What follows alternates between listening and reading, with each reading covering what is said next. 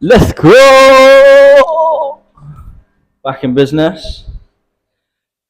So it might be a little bit loud in here today because for some reason, when you turn the lights on, it sets off this fan, and the fan's pretty loud. But I've got my little notes today, being a bit more prepared. I feel like every time I'm doing the videos, I'm getting one step better, which is a good thing.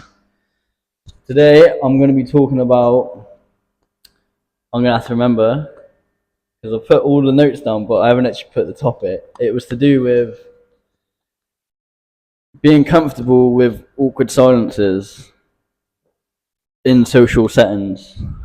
Because I've had a lot of them recently. I've been doing a lot of social work on my speaking, and because I've been out to a few lunches, a few dates, meeting different people.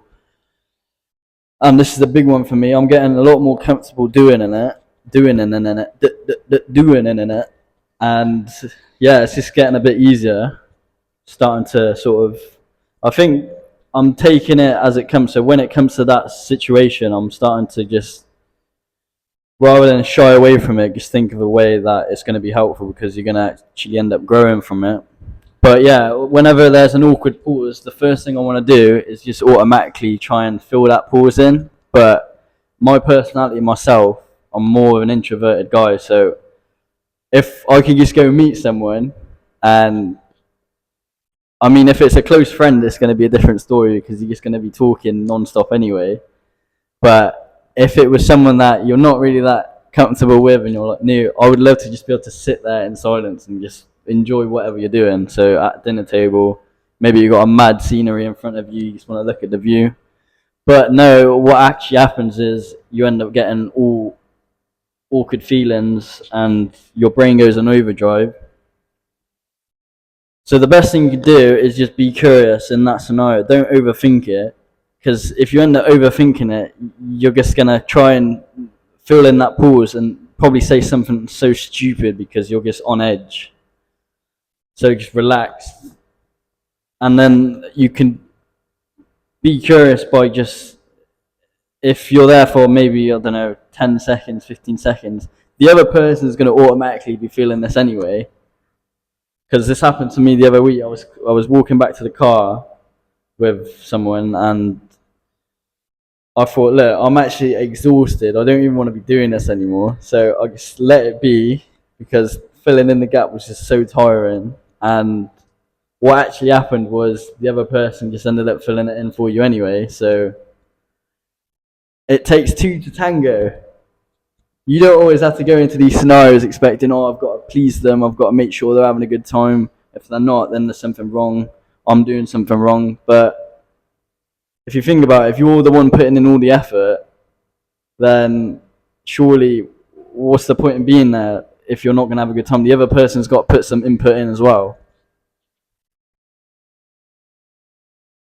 See what the note's saying. Go back to my little Energize Fitness leaflet. Shout out to my man AJ, and I think it was Lucas that gave this one, if you're watching this.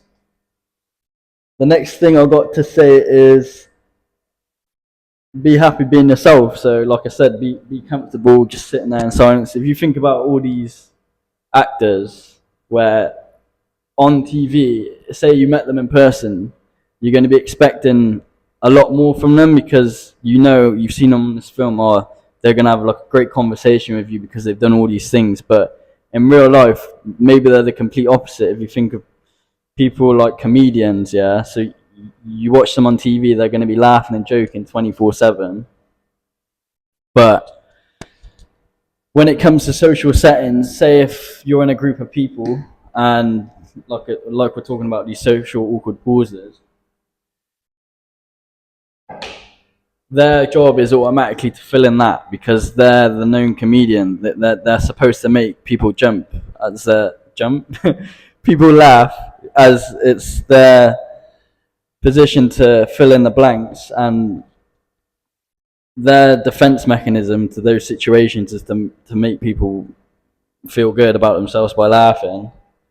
So imagine how exhausting that would be, having to just put on your forefront and make people feel good about themselves all the time, when in actual fact they'll probably be the same as me. They just want to go there, relax, not have to stress about anything. So you sort of put yourself at a high standard if you're famous, pretty much.